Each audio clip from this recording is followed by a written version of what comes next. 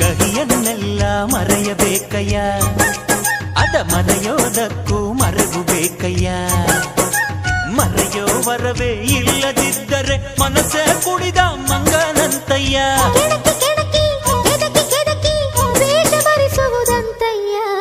ಮನಸ್ಸು ಮುರಿದು ಹೋಗಲು ಕಹಿಯೇ ಮೂಲವಯ್ಯ. ತುಂಬಿದ ಮನೆಯು ಒಡೆದು ಹೋಗಲು ಕಹಿ ನೆನಪೇ ನೆಪವಯ್ಯ. ಮರೆವಿನ ಮರೆಯಲ್ಲೇ ಕ್ಷಮೆಯೂ ಇದೆಯಂತೆ, ಮರೆವಿನ ಮರೆಯಲ್ಲೇ ಕ್ಷಮೆಯೂ ಇದೆಯಂತೆ.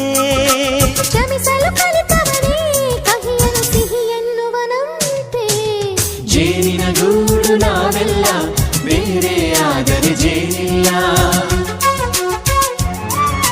ಜೇನಿನ ಗೂಡು ನಾವೆಲ್ಲ ಬೇರೆ ಆದರೆ ಜೇನಿಲ್ಲ.